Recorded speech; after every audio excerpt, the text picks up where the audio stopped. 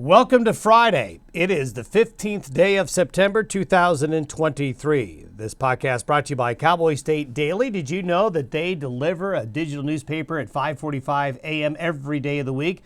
To subscribe and get it in your email box, go to cowboystatedaily.com. Well, we have a beautiful rainbow after the showers yesterday there in Casper, Wyoming yesterday. And that rainbow, a good sign of what's coming, because for most areas, the weather will really be improving north to south. That's what we saw yesterday. The northern areas, Montana, northern Wyoming, seeing improving weather, while central and southern Wyoming into Colorado and Nebraska and points south were cool and wet. But that improving weather trend is going to continue to develop as the Pacific trough moves out of the region. This will allow high pressure to build in, so we have a really nice September weekend coming.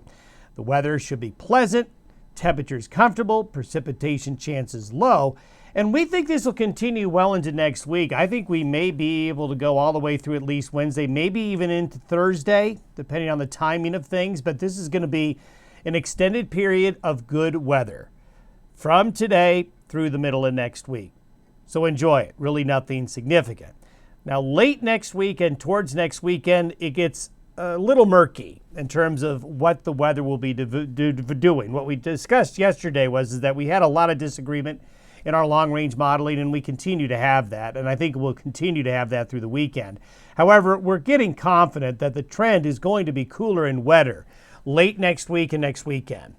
But we just have to sort out the details. There's a lot of different scenarios that are going to unfold. But for planning purposes, we've got a good stretch of weather here for a bit, then we've got to change late next week and next weekend. Certainly by Monday and Tuesday of next week, we'll have a better handle on things, but we've got to have things kind of settled down. The Atlantic hurricane activity is going to be affecting how the jet stream behaves in the coming days, and that is all giving the models kind of fits. The satellite imagery this morning shows that low, one of the lows up here in southern Canada, that nice swirl in the clouds that you see there. Here's the frontal system and part of the trough that's swinging through, and you can see all the orange here. Drier air is coming in behind it. High pressure on the west coast. That's what's headed this way. This area of cloudiness is headed off to the south and east into the southern plains and the Midwest, bringing those parts of the country a little hint of fall and some wet weather. And there you can see kind of the double-barreled area of low pressure coming in, and there's our big happy high that's headed eastward and is headed our way. This means good weather this weekend. Now, this is the precipitation forecast through Sunday. This precipitation right here for Colorado, Kansas, and parts of Nebraska is essentially what's going to happen early this morning and throughout the day today. The better rains will be down into Texas, areas to our south and east, and all of this clear pattern from the west coast through southern Canada and through the northern Rockies, the Pacific Northwest, that's what's moving in with the high. So, great opportunity to head to the hills this weekend or get to the great outdoors, get some of that yard work you need to get taken care of. Now, this is where things get a little bit murky. As we get into late next week, what I'm showing you is the European model for next Thursday around noontime. We've got another hurricane forming in the Atlantic, and we have this trough of low pressure that wants to slide south right out of British Columbia and go right through Washington, Oregon, and settle into Northern California. But notice it's kind of busy. We've got this area here. We've got this trough here, back up into here. We've got this one over. There's a lot here for the model to try to get a grip on.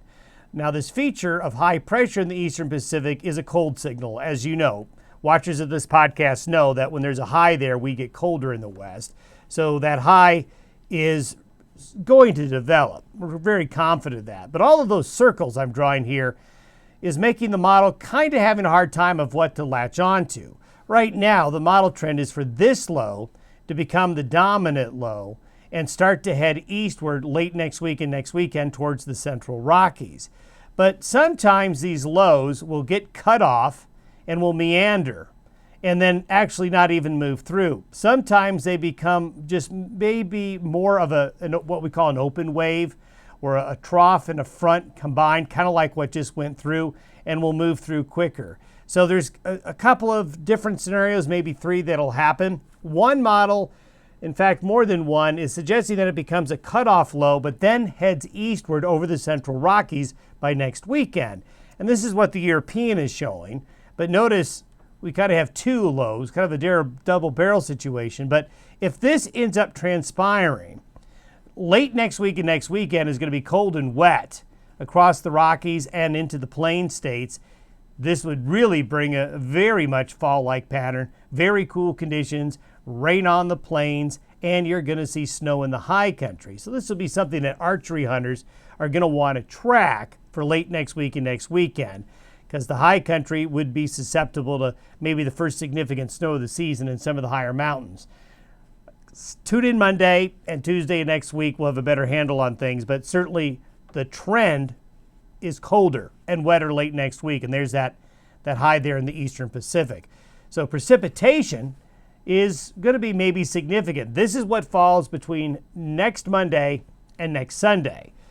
Depending on the track of the low, heavier moisture may be over northern Wyoming, southern Montana, into South Dakota here. But I have to warn you, this whole axis could end up further south. It could end up further north. So this is just for display purposes only. Don't take this as the gospel truth, because this is just what the model is seeing as the tendency. Snowfall-wise, certainly it would be cold enough even back into the Sierras and even in the mountains of Nevada to get some snow on, and maybe significant snow in the western mountains of Wyoming and Montana. But again, we're just seeing what the trend is showing. Don't take this as the gospel truth.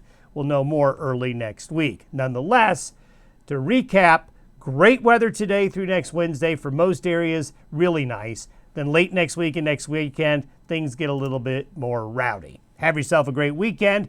See you on Monday.